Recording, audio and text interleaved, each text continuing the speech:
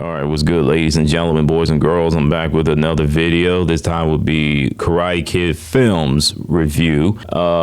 Next up will be the next Karate Kid. It's a 1994 American martial arts film directed by Christopher Kane, produced by Jerry Weintraub, and written by Mark Lee. It serves as the fourth installment in the Karate Kid franchise, serves as a standalone sequel to Karate Kid Part 3 back in 1989. Oh no, let's keep going. The film stars Hilary Swank in her first theatrical appearance as a starting role as Julie Pierce, and Pat Morita, reprising his role as Mr. Miyagi from the first three films. The only original cast member to return to this film and the final involvement with the Karate Kid franchise before his passing in 2005. It was produced and distributed by Columbia Pictures. The next Karate Kid was released on August 12, 1994. Mind you, it's in Canada according to wikipedia.org, unless I'm wrong.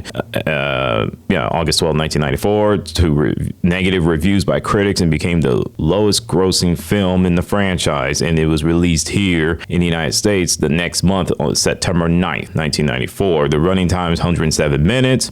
The budget is $12 million. The box office is $15.8 million. So what I like about this film is that it has that spirit Karate Kid, so it's never going to go away.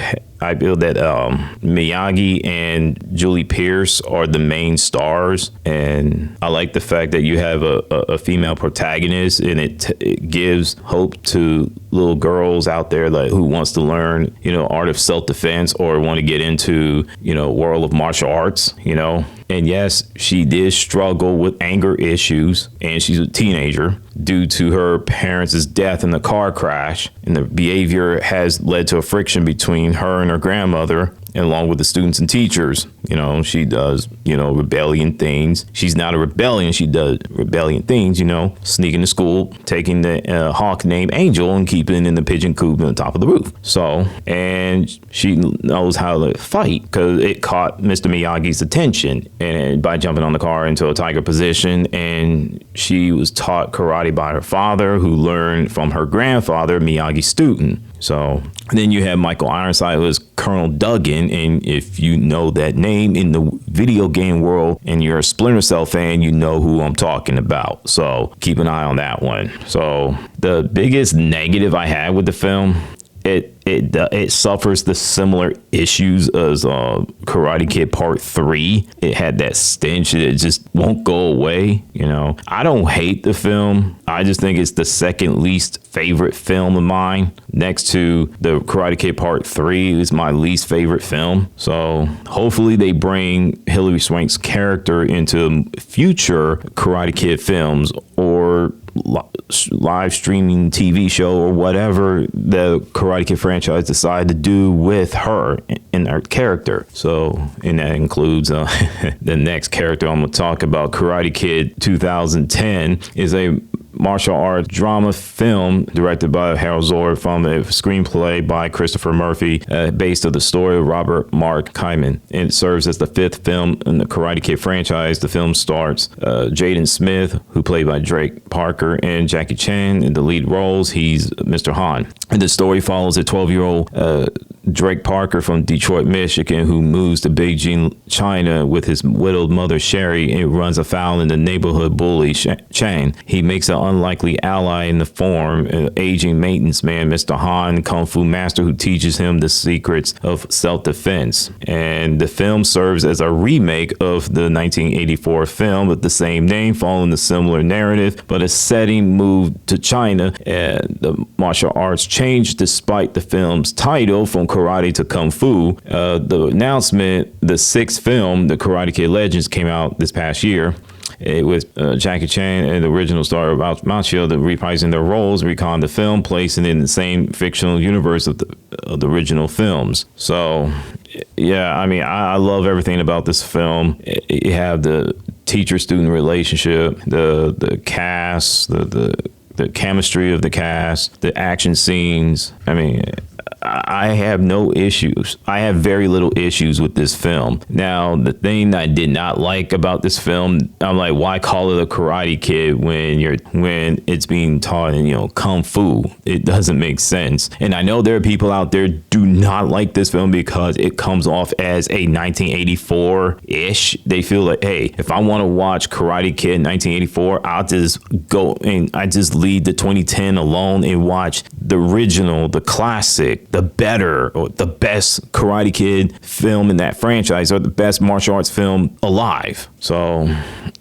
like I said, I like the film, man. That's the only very two small issues I have with Karate Kid 2010. I hope they bring back Jaden Smith. Who knows? He can be like a of a advanced kung fu student. Teach other students. Help out. Mr. Han. So what really gets me about this film, and not in a negative way, but in a positive way, is that how a 12-year-old boy navigate the trauma and the grief that Mr. Han went through, where he lost his wife and 10-year-old son in that accident. It then explains that he crashed it years ago, killing his wife and his 10-year-old son. To punish himself, he spent a year fixing the car and destroys it again on every anniversary. And he resolves to train harder and help his teacher overcome it. Overcome his trauma. I remember he used that sticks to teach Drake, and he would put it around his wrist and put it Mr. Han and take him out of the car, and he's like, "Come on, man, come on, train with me. I know you feel bad, but help this boy, help Drake Parker." And when you see that, you're like, yeah. I mean, it does have that 1984 where Mr. Miyagi was drunk and then he just singing and talking crazy, and then he just passed out and snoring. But with Mr. Han, it's different. He was drunk and he was depressed. He was in tears. He was just beside himself that he doesn't have his wife and his 10-year-old son with him. And like you said, he punished himself by fixing the car and destroys it at every anniversary of the accident. So, and the tournament was pretty sweet though. Even though that Drake's injured leg, and he was trying to fight Chan with one leg, and he ended up beating him, and in the end win the championship. And I'm like, yeah, that's 1984 for you. Yeah, it is. I mean, and another thing before I leave, I love the country is so amazing, and I know that China gets a bad rap for pretty much everything, and include that it's not welcoming to black people, either is Africans, Nigerians, or American black people. But I felt that they did that film honorably, and I don't know what else to say. So I like the film. It's my second favorite. It's my second favorite film. It is. So it's the second favorite film of the Karate Kid franchise for me. The first is the Karate Kid Part 2. So that in mind, throwing y'all a salute. What's your thoughts on the next Karate Kid from 1994 and the Karate Kid 2010? And I'm out. Thanks for listening. Have a good night.